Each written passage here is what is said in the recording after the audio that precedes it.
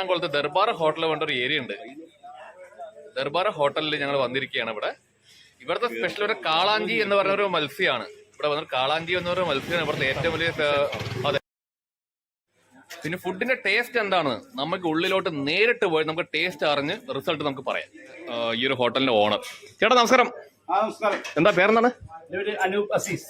പറയോട്ടെ ഏട്ടന്റെ ഹോട്ടലിന്റെ സ്പെഷ്യാലിറ്റി എന്തൊക്കെയാണ്?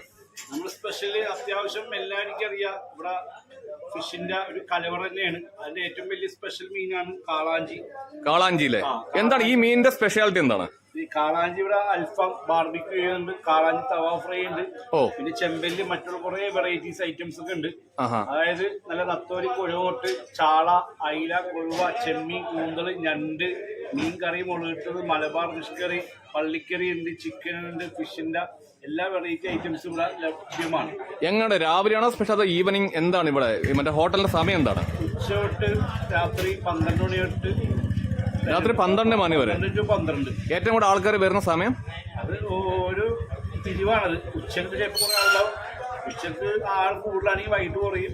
അതെ അതെ അതെ, കൂടുതലാണെങ്കിൽ വൈകിട്ട് അതൊരു രാവിലെ നടന്നുകൊണ്ടിരിക്കും. ഈവനിങ് ആയിരിക്കും തോന്നുന്നത് എനിക്ക്. ഏറ്റവും കാര്യങ്ങളൊന്നും ഇല്ല. ഓല, മുള അല്ലേ, മുളയായിട്ട് നൊസ്റ്റാളജി ആയിട്ട്. അതെ അതെ അതെ അതെ അതെ, ശരി. ആൾക്കാർക്ക് പിന്നെ ഒന്നുമില്ല, എവിടേക്ക് കഴിച്ചാൽ മാത്രം മതി. അതെ അതെ അതെ അതെ അതെ അതെ. അപ്പം ചേട്ടനെ പരിചയപ്പെട്ട ഒരുപാട് സന്തോഷമുണ്ട്. ചേട്ടാ ഈ ഹോട്ടലിലെ ലൊക്കേഷൻ നമ്മൾ എന്താ പറയുക, പാലക്കാട് നിന്നൊക്കെ വരുന്ന വഴിക്ക് നോക്കുകയാണെങ്കിൽ ഇപ്പൊ എങ്ങനെ വരും? ആലുവ കഴിഞ്ഞ് വരുമ്പോ ഇത് എറണാകുളം ജില്ലയില് വൈറ്റില ആലപ്പി റൂട്ട്. വൈറ്റില ആലപ്പി റൂട്ടിലാണല്ലേ? 4 കിലോമീറ്റർ. നെട്ടൂർപ്പള്ളി ആ ഭാഗത്താണല്ലേ? നിയർ നിപ്പോൺ ടോയ്ലറ്റ് ഉണ്ട്, ലക്ഷോർ ഹോസ്പിറ്റൽ ഉണ്ട്. ഓഹോ, ചേട്ടാ എത്ര വർഷം ഇവിടെ തുടങ്ങിയിട്ട്? ഇപ്പൊ 4 വർഷം ആകണം. 4 വർഷം ആവണ്ടല്ലേ?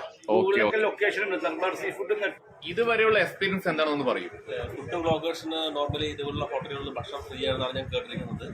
അതുകൊണ്ട് തന്നെ ഇപ്പോൾ ബ്ലോഗറായിട്ടുള്ള വിനോജിന്റെ ഒരു കെയർ ഓഫില് എനിക്ക് ആ ഫുഡ് അതുപോലെ തന്നെ ഫ്രീ ആയിട്ട് കഴിക്കാൻ പറ്റും. അതോടെ ഒട്ടും പ്രതീക്ഷിക്കണ്ട.